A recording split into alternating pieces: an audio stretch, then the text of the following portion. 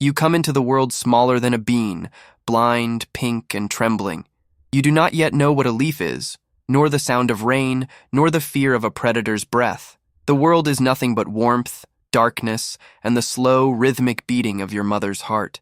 You crawl, guided only by instinct, into her pouch, a soft, living shelter where milk flows and danger cannot yet find you. For weeks you grow in silence, your body knitting together the tools of survival, claws, teeth, and the faint smell that one day will make others recoil. Your mother never leaves you behind. She is both fortress and world, carrying you through branches, sleeping upright, cleaning you with her rough tongue. You do not know her name, but her scent means safety. Outside, the forest hums, owls hunt, snakes move, and the moon watches. But inside the marsupium, you dream of the first breath of wind you have yet to feel. The world will be merciless, but for now, it is muffled by the skin of love. When your eyes finally open, you cling to her fur as she walks through the underbrush. Each step rocks you like a cradle. The forest smells of ripe fruit and damp soil. You hear frogs croaking, crickets singing, leaves cracking under her paws. The night feels endless, but it is also home. Every sound is a lesson, every scent a warning. She never speaks, yet somehow you understand everything. Soon, you leave the safety of the pouch, climbing onto her back like a living backpack. You feel her muscles tense each time danger lurks. Her warmth fades when she slips away to hunt, but always returns. You learn balance, how to grip her fur even when branches shake and wind whips around you. The world becomes a vast, green sea, and you are just learning to swim. At night, you feel the rhythm of her heartbeat against your paws, slowing as she sleeps. You dream of the day when you will walk alone, unaware that solitude is the natural inheritance of your kind. Still, in those early nights, love feels like eternity, an illusion nature gives before taking it away. The forest teaches you faster than any parent could. Every noise could mean life or death. The rustle of dry leaves might be a cricket, or the warning sigh of a snake. You move cautiously, your whiskers trembling, your nose reading invisible trails written in scent. Hunger drives you, but curiosity often wins. You nibble on fruits, chase insects, and lick dew from leaves. Every meal is an experiment. Every mistake leaves a scar. You discover that you can climb. Your tail curls naturally, gripping branches like a fifth limb. The view from above is intoxicating. The moon painted across the canopy, the air cooler, thinner. You learn the patience of the hunter, how to wait for a frog's movement, how to approach without a sound. And you learn the humility of the prey, too, how to freeze when an owl's shadow glides across your world. There is humor in this harshness. Sometimes you fall. Sometimes you snarl at a stick thinking it's a snake. Sometimes you forget you are nocturnal and blink painfully when the morning sun catches you outside your hollow. The forest does not laugh, but if it could, it would find you amusing. You are clumsy, yet determined.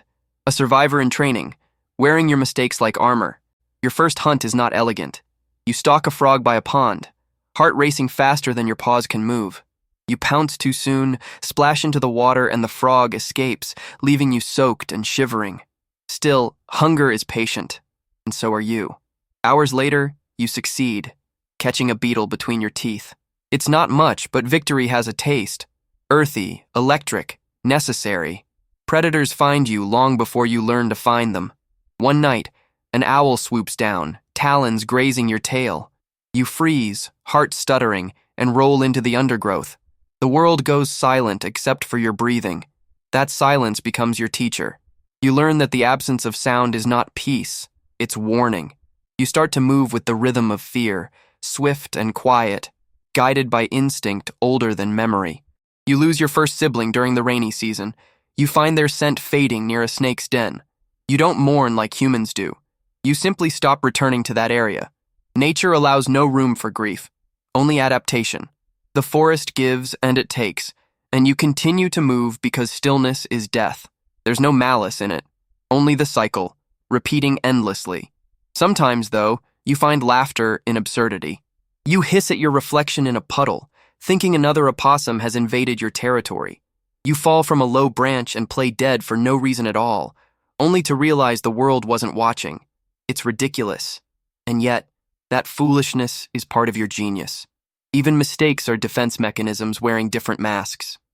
You are fully grown now, lean, clever, always hungry. The forest no longer feels infinite. It feels familiar, mapped by memory. You know where the mangoes fall, where the snakes sleep, where the dogs patrol at night. You are alone, but solitude no longer scares you. It defines you. You are a whisper in the ecosystem, a shadow between the living and the forgotten. Hunger drives you closer to humans. The smell of garbage is irresistible, an accidental banquet of fruit peels, leftover meat, and bread. You move cautiously through fences, roofs, and alleys. Dogs bark, lights flash, and your heart races. You are not welcome here, but survival is rarely polite. You eat quickly, silently, grateful even for the scraps. You do not know it, but your scavenging helps keep the streets clean. You are nature's janitor, misunderstood and necessary. Sometimes you must act, play dead. A dog lunges, teeth inches from your neck. You collapse, eyes blank, tongue out, body reeking of sulfur. The trick works. The dog loses interest. You lie still, the stench your armor, until the danger passes. Then you rise, shake, and move on as if nothing happened. You live by trickery, not strength, and that is your quiet brilliance. If you're still watching this, maybe you see yourself in this creature, a survivor, underestimated, yet vital. Don't let stories like this fade.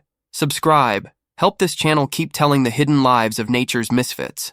Because even the smallest lives hold entire worlds inside them. You find humor in your misfortunes, slipping from a fence, nearly trapped in a trash can, stealing a banana from a backyard and escaping with it like a thief in the night.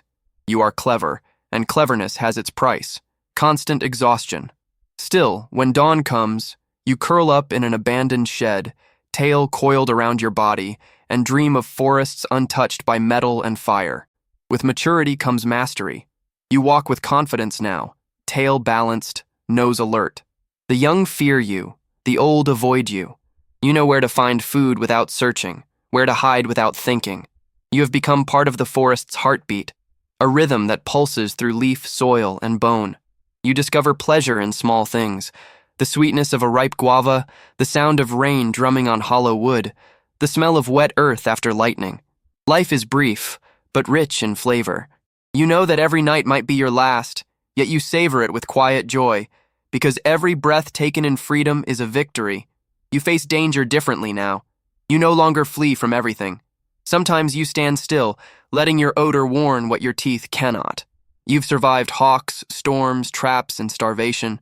Your fur carries scars like a map of your endurance. There's humor even in the wounds, nature's way of reminding you that comedy and tragedy are twins wearing the same face. Your territory stretches wide, an invisible empire of sense and memory.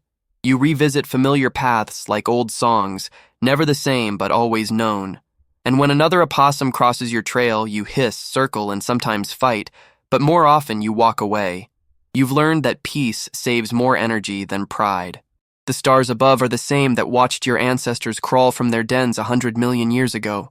You are a living fossil, proof that survival is an art older than war.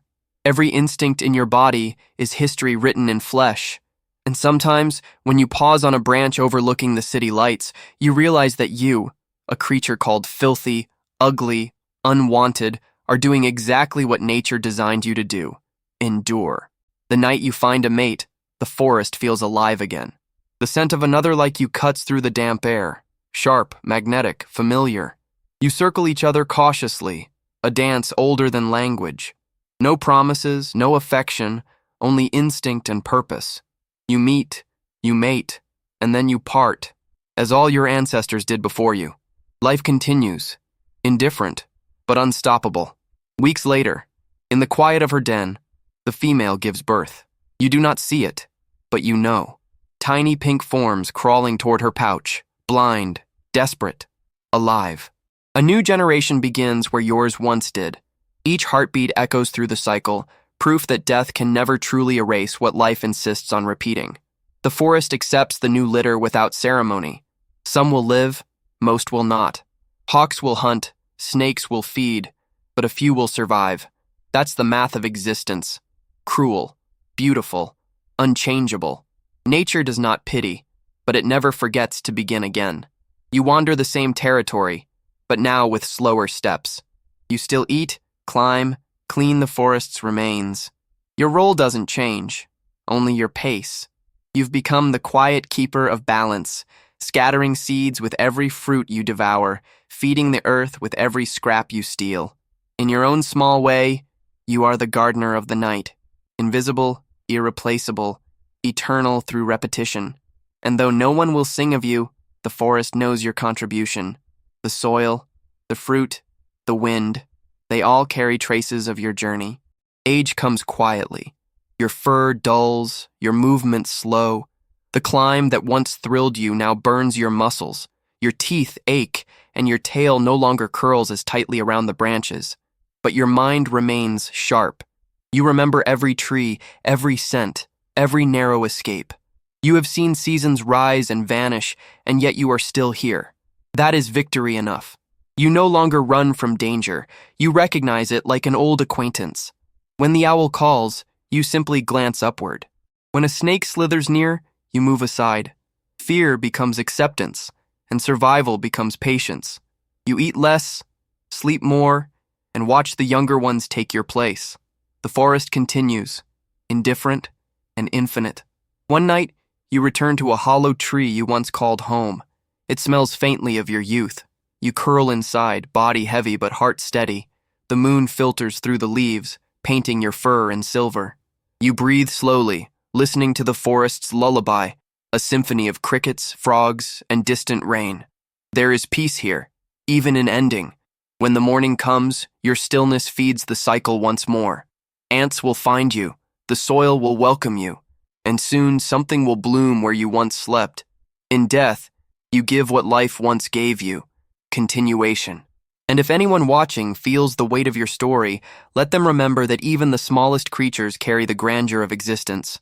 Write in the comments which animal's life you want to step into next, because every creature, no matter how humble, has an epic waiting to be told.